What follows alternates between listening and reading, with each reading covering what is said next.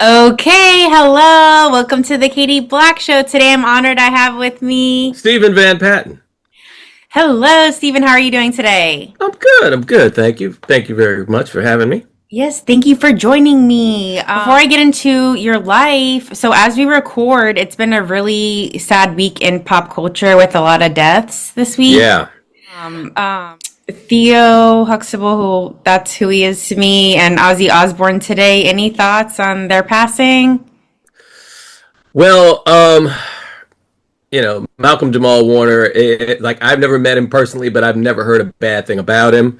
Just a great guy, great to work with. You know, just great family guy on top of that.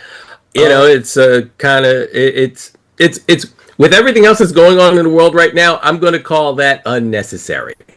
Um, just No. another unnecessary thing that has happened in recent months. And of course, Ozzy Osbourne, you know, big time rock and roller.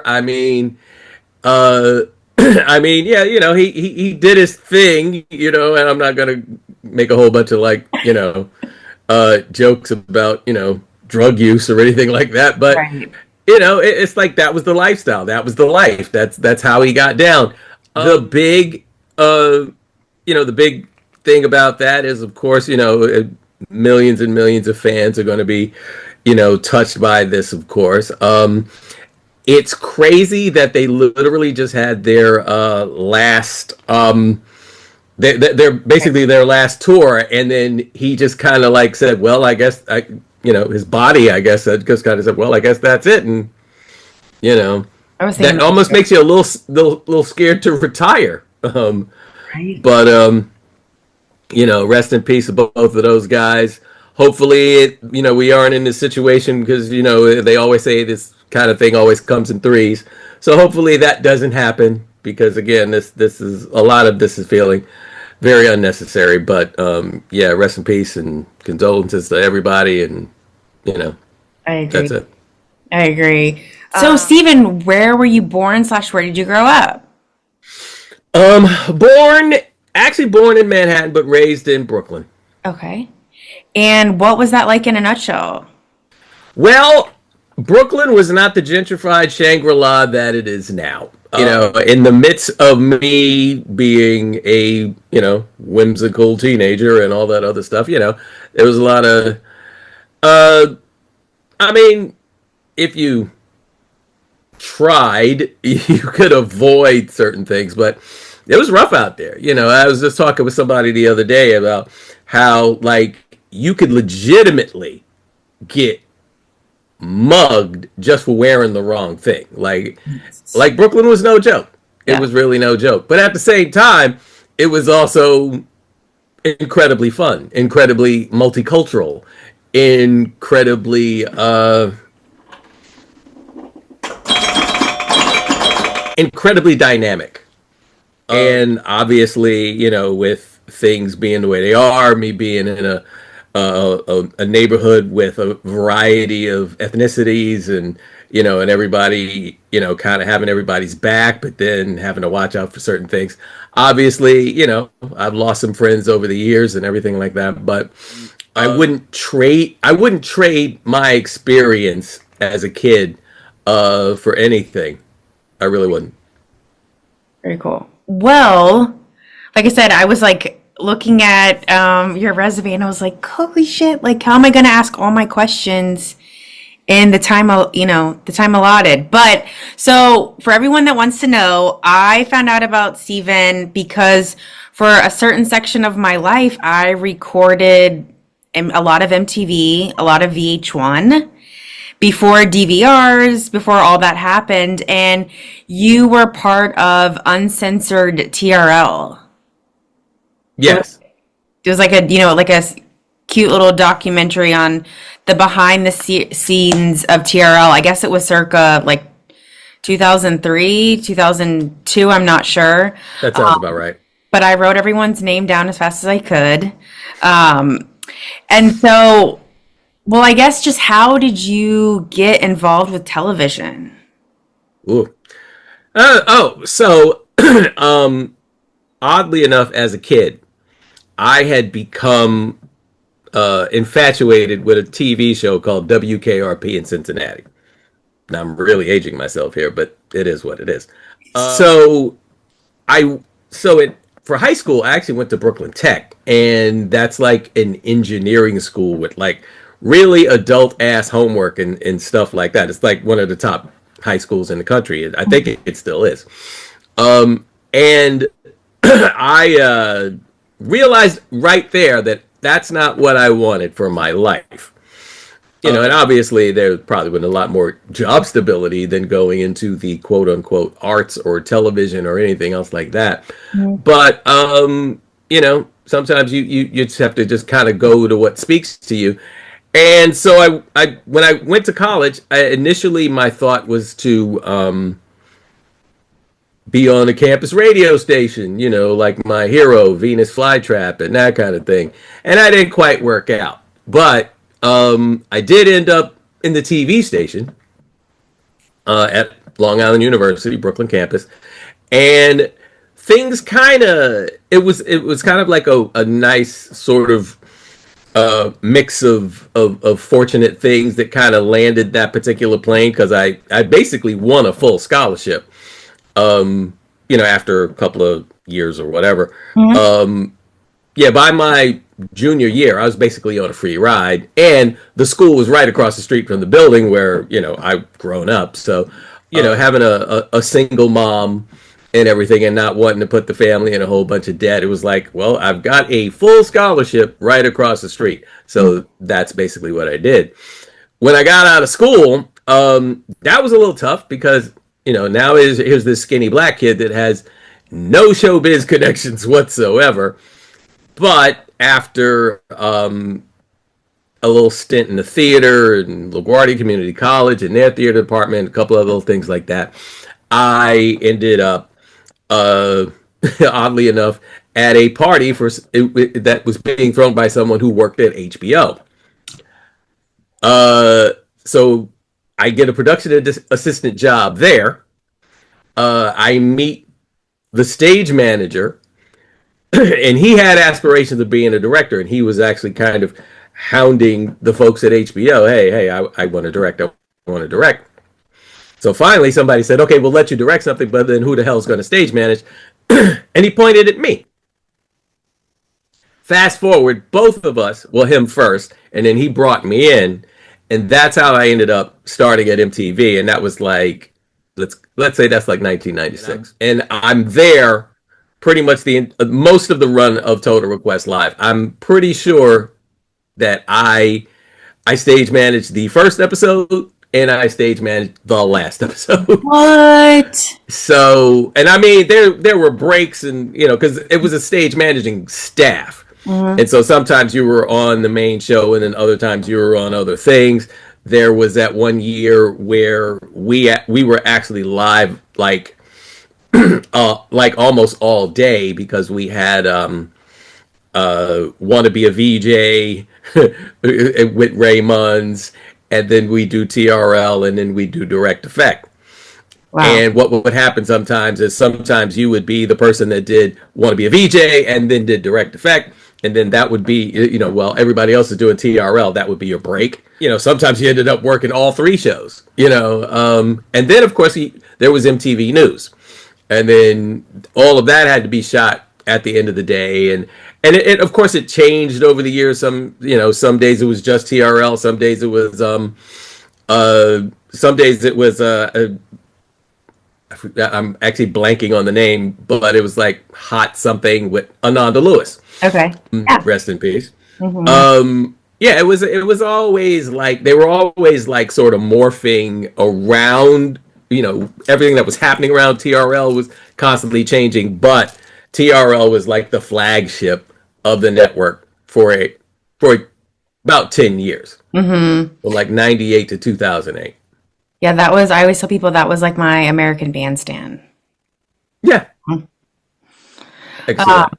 Well, so you've seen everything, huh? Well, I've seen a bit, yes. Any well, first of all, before I get into like pop culture and all the fun things you've seen and crazy things. For rookies, how would you just define what a stage manager does or is? So for your average TV show, a show will have at least two or three of us. And there's the one stage manager who's up front. And that stage manager will usually cue the audience to applaud and usually handles the host. So if it's, as Carson or Damien or, one of those guys from back in the day, that person would kind of be focused on whoever the host is and making sure they're looking at the right camera, making sure they're wrapping the segments when they're supposed to be wrapping segments up and things like that. Meanwhile, backstage, there are guys and ladies who would be setting up the guest entrances and setting up props being brought out. When you go to commercial, you tell people that we're clear so they can change the set around if there's some kind of gag or, because they used to, how they used to play the games, you have Nick Lachey change, speed changing diapers or something along those lines. So there's the whole, like, getting that stuff on set and then getting out of there so that the segment can be shot. You help keep the camera guys honest. There's all kinds of other little setup things that you do before that, including blocking and standing in for lighting tests and things like that. So, and in general, what you see of us, like if you're watching a dramatization of a TV show in a movie, we're the person that's knocking on the door, telling someone who's either hosting or going to be a guest that you have 5 minutes, you have 2 minutes. We need to get to set now. And lastly, if you're the person that's up front, then you're the person that's, again, like I said, making people applaud. And then you're cueing the host 5, 4, 3. You don't say 2, you don't say 1, you just show it. And then director says, cue him, you do this. And hopefully the person starts talking. And that's the crux of it. Very cool. Well, that in my head, that's what I think. But I know for different, sometimes job occupations, there's like several things. Like I'm a producer and I always have to explain like, what does a producer do? Right. But I wanted to show you, ironically, this is my pop culture 1990s cup. Oh, wow. Look at that. Yep. There it. Okay. So I just want to show you that that's my vice is pop culture. Everybody has at least one. Right? And so I was wondering, like I said, there's so many things that I could ask you about that you saw at your time at MTV or TRL. Is there like a one or two, like, is there like a one moment that you randomly think about or you'll never forget? Well, it's a TV show and sometimes, bad things can happen. But you know what? If we're just focusing on the good stuff, let's do that. And let's say one very cool memory I do have is a particular sound check for Alicia Keys. Now, sound check is a procedure that we go through to make sure that everything on our end is good with the song before we go to broadcast. Right. So we had Alicia Keys out there. And for whatever reason, the director needed to make sure that a certain camera angle or camera shot was clear or good or framed properly, and asked me to sit in a certain spot. So I sat in a spot. No big deal. And Alicia Keys basically sang the song to me. Oh, wow. And I'll be completely honest. That was one of the only times that I was like genuinely flustered. I mean, I didn't faint or anything, but I mean, it was still like, okay, this is interesting. Wow. But yeah, and the funny thing is, one part of my gig is you're dealing with celebrities, and sometimes they're in a good mood, sometimes they're in a bad mood. Sometimes, and it's funny because when you deal with them when they're in a bad mood, you have to kind of remember, yeah, they're probably being dragged from one place to the next because they're promoting this movie or they're promoting this album, and they're, and they're tired. So you kind of have to give them a little grace sometimes. Yeah, Good way to look at it. but I mean, well, if I don't look at it that way, Then you take it I personally, would right? constantly be upset Yeah. Yeah. because I have had some. Really rude MFers. Yes, yes, Mhm. exactly. I could, yeah, 100%. Rude doesn't even quite cover it. Right, right. Um, and yeah, and sometimes it's not even the celebrity. It's a lot of times it's the celebrity's entourage. Hmm. Um, because there are a few there are a few actors out there, and but mostly, yeah. I don't want to really necessarily go into names, I get it.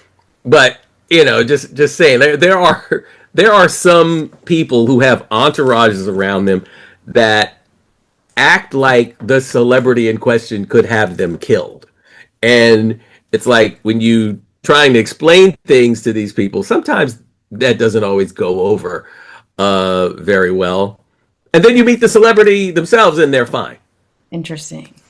But yeah, that is definitely one of the pitfalls of that situation. I always say, like, I just because I've studied it so much, like Mhm. I know without knowing, like I can only imagine without having a firsthand account. Yes, But was wondering, were you there when Mariah Carey had that bad day? I was there. Yes. Anything you want to share? Like, do you think the media blew it up, or do you think it was really concerning, or? Um, I don't. So the problem is that as far as your obsession, pop culture is concerned, Mhm. in that particular time, Mhm. we were the center of the universe, Mhm. and I don't mean to make that sound like I mean the just the Oh, way the whole thing was structured. We were in yeah. a big giant glass bubble for Mhm. the world to see, Mhm.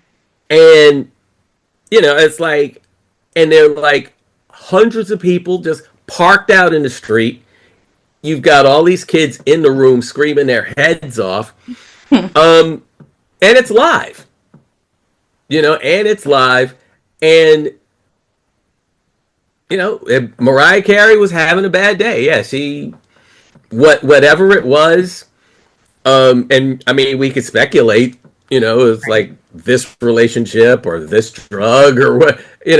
But the point is, it's it would not have blown up the way it did had it been like some random thing in the street, Mhm. or the old Naomi Campbell throwing a phone at somebody in a restaurant. Right. You know, I mean, it might have made the news, but it wouldn't have. It wouldn't have been treated that way if not for where it actually happened. I There's, don't think. yeah. I guess I never looked at it that way, where it was like the perfect storm. Yeah. Interesting. Now, as an employee, what happens like on the days that you guys knew that you were going to close down Times Square? Does that mean you're there all night? Like, can you not get out after everything's over? Oh no, no, no, no, no. So, um, okay, so there were times where there was a little danger in terms of what we were doing on the street and things like that. But gotta also remember that they arranged for a lot of police to be with us Okay. at key points. So the police were there, um, and a lot of them were happy to be there. And because and the thing is, I usually felt pretty safe. I got to be honest, because between the Viacom security and the cops, and the fact that most of them were also people of color like myself, uh, they were actually. I mean, they did their job regardless, but then they also very specifically made sure nothing happened to me. Oh, that's cool. Yeah, And I went out, and the thing is, I was outside a lot. So, all those little mortises in the street and all that. Yeah, I did a lot of those. Wow. Yeah, like I said, just this is so fun for me to do it too, because then I'm thinking about angles that I wouldn't have otherwise, to like, and you too, by the way, I want to tell everyone, you are my second guest in my MTV series. The first one I interviewed was Sam Simmons. Oh, good old Sam. Yes. So he kind of said something interesting to that effect too, that like being outside, you have like a headset on, like you're just around like craziness. Well, here's a story I can tell you without anybody getting pissed off. At least I don't think. So you remember Jesse Camp? Yes. Okay. Absolutely. Okay. Absolutely. Where's Jesse, everybody? Yo, what's up, Carson? Yo, it's Jesse, man. Welcome to Causing Chaos and Kicking Ass. This is our Knock Time Square, man. We own it. We're gonna rock and roll our asses all over the place. Yo. Yes. What he said, and your last minute video votes at 800 Dial MTV. Hang on, kids, a couple more minutes. Total Request Live's next. One day, it was my assignment, because we rotated around a lot. But this particular day, it was my job to take Jesse outside. But this was like kind of before MTV had really struck the deal or put in structure or put in place some kind of structure with how the police were going to work with us. Mm-hmm. Okay. Okay. So, the worry was if we send Jesse out too early, then it'll turn into a mob scene, because this was right around the time, right after he had won Who Wants to Be a VJ. Okay. So, those kids were crazy for him. Mm-hmm. So, given the assignment, I went about it kind of strategically. I sent stagehands out first with a platform. And it's just the platform, and it's just security, and they just put the perimeter together, so to speak, in the middle of these hundreds of kids that are all like, I don't know, playing hooky or whatever, just so they can see the show. Then, once that's secured, then I sent the camera guy. It's like, okay, so now the camera guy and the utilities and lighting, they're all there. I go to Jesse, and I say to Jesse, okay, we're going to go out. Don't make a scene before we go on air, or else we're screwed. Mm-hmm. He yeses me to death. Okay, Steve, I'm ready. It's going to be all right, great. I get him out there. I actually have him under a coat that I got from the wardrobe department. And everybody got to like laugh out of this, because I'm dressed in black leather, and I'm, ushering this phenomenon out of the building into this, area in the street. And the kids in the immediate area are starting to realize, they could see his feet, and they knew how he dressed. So they're starting to get wind of the fact that Jesse is in this pin now, right? Mm-hmm. Well before the show starts. But, I had to get him situated. The thought was to get him situated, because they were going to talk to him in the first segment. So I'm in place. I'm waiting. He gets, I guess you could say he gets impatient. Mm-hmm. And he whips off the coat all of a sudden, and he said, "Hey, everybody!" And hundreds of kids losing their shit. Just straight up pandemonium. And while that's happening, I see this big Commissioner Gordon looking guy and this other couple of other police officers, and they've got the stuff all over their chests and, you know, whatever. And Commissioner Gordon basically comes up to me and he says, if you don't get him out of here, I'm going to arrest him and you. And I was like, I click in, we're coming back upstairs. Cops are talking about arresting people. And I know what would have happened. They would have bailed Jesse out, and then I'd have been chilling in Rikers. So yeah, you know. Wow. I'm like, yeah, he's a lot of fun, Jesse. He really was. You know what's interesting about him, just in my little nostalgic mind? I feel like he was there for a hot minute, and then he wasn't. Is that accurate? It's fairly accurate. I mean,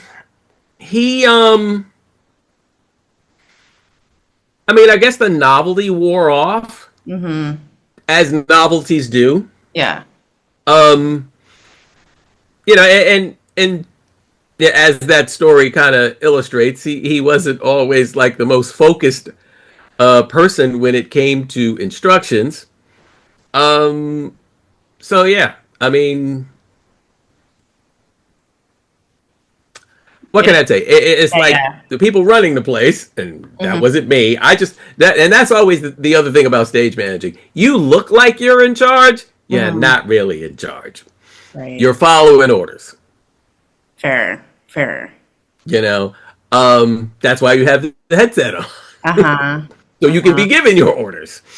But yeah, once the novelty wore off, and I think that's also, you know, that's indicative of pop culture, since that's what this conversation's about. That's indicative of pop culture in and of itself. It's like, it's a pop, you know, it's quick. You know what I mean? It's like, you're not necessarily supposed to last. I always said that if the show had been around when I was that target demographic, Debbie Gibson and Full Force would have had much longer careers. Fair. You know, just because of all that exposure and all that extra hoopla, you know? Life. I want to talk a little bit about some other stuff you do quick before it runs out, but any, like, what was it like when the MTV chapter closed, or, you know, do you, like, think of it fondly, or? There was a lot of bittersweet feelings attached to all of that. And I mean, TV shows get canceled. And, you know, I'm blessed and fortunate that after some hiccups, because that's the thing, I had been working at MTV almost exclusively for so many years, no one else knew who I was.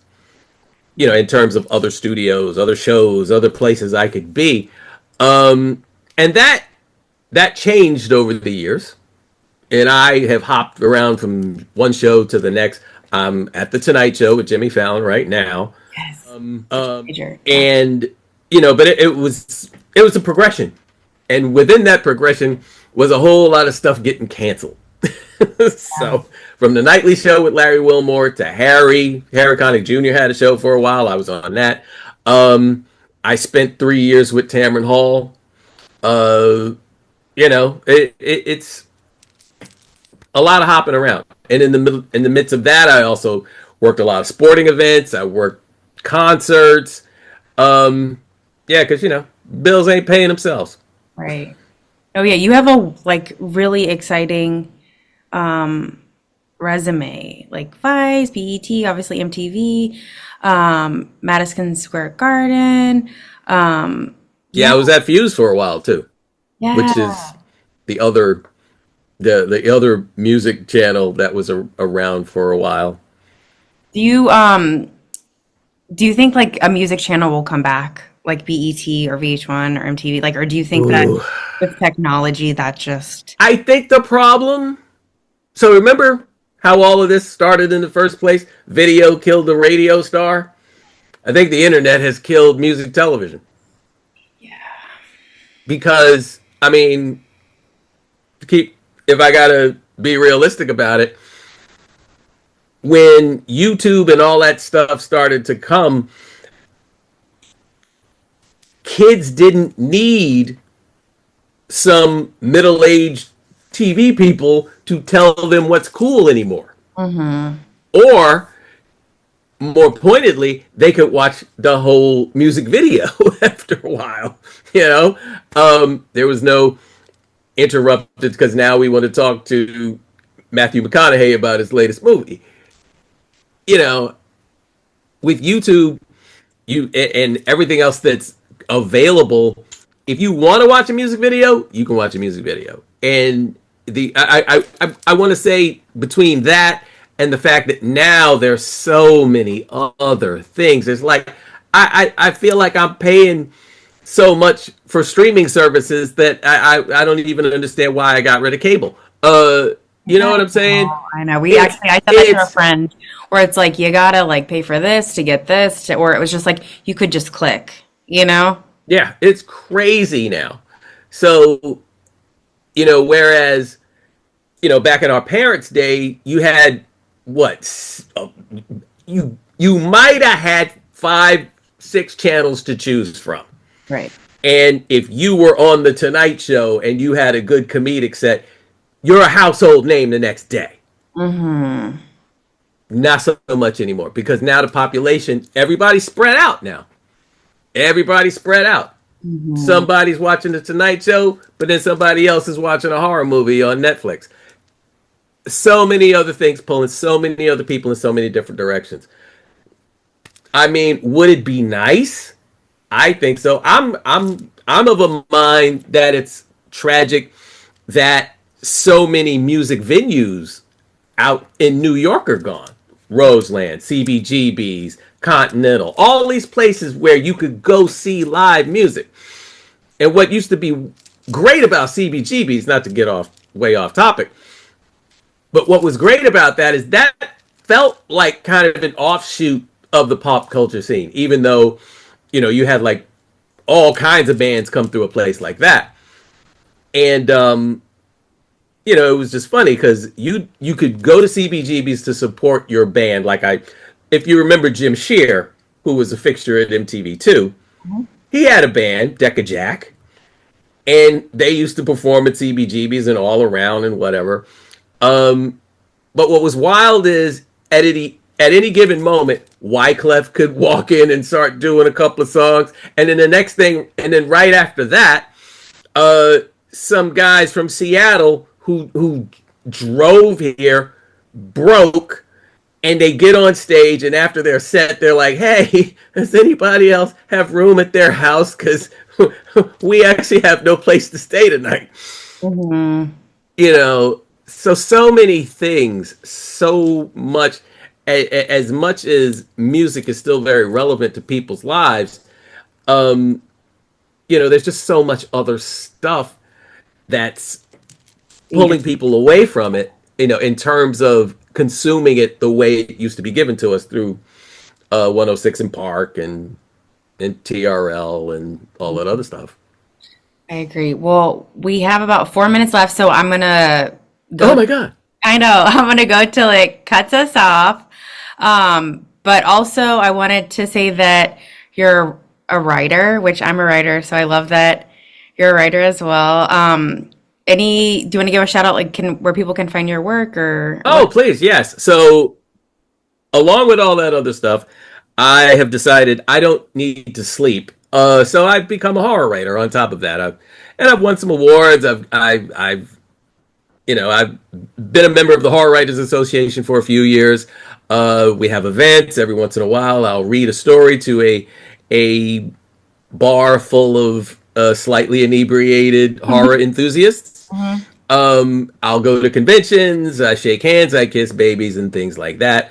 As you can see behind me, those are the covers of my vampire trilogy. Brookwater's Curse. I also have a serial killer series. I also have this little baby right here, Hell at the Way Station. That won myself and Mark Abbott, very dear friend of mine, some African American literary awards. I'm in about 26 different horror anthologies, various stories. and things like that. Yeah, like I said, I don't really sleep much. So if anyone out there is curious about any of that, they can visit my website, which is www.laughingblackvampire.com. Yay, I'll put that in the description. And my last question, kind of related to the vibe of your writing, have you ever seen a ghost? I have probably felt A ghost. a presence here and there. That's And it's hard to say seen, possibly. There's a couple of, yeah, I can, without getting yeah, I know. too far into a long story. I've had a couple of moments where, you know, the whole chill and what the hell was that? And I've had plenty of that in my life. The unexplained. I'm obsessed with the unexplained from the old Unsolved Mystery with Robert Stack. Like that. Oh, That's Robert Stack was my man. Oh my gosh, I watch reruns all the time. Yes. Okay, so a little over a minute left. Since you are in the late night arena, any thoughts on like what's going on with Colbert or just that whole anything you can No, it's just unfortunate. It's fear based. We are in scary times as far as all that goes, and hopefully in 2026 midterm elections we can start to turn this train around. People can start listening to their better angels, and if nothing else, at least stop voting for racist, homophobic, misogynist people. criminals. And that too. And Can't forget that part. okay, and like I said, I'm gonna go till it cuts off, but any advice for someone wanting to get into television or any like tricks of the trade, aka Oof. like A lot of my success, I'll use an old quote from a very good director friend of mine, Joe Perota. And it was show up. Wait, was it? Oh my God, I'm fucking this up. it's okay. But basically it I was get the vibe. it was like show up, shut up, and something else. And the stars will align, right? Is that And yes, yeah, basically. Okay. But I mean, you know, basically, I think what that is all about is, you know, be ready to put in the work.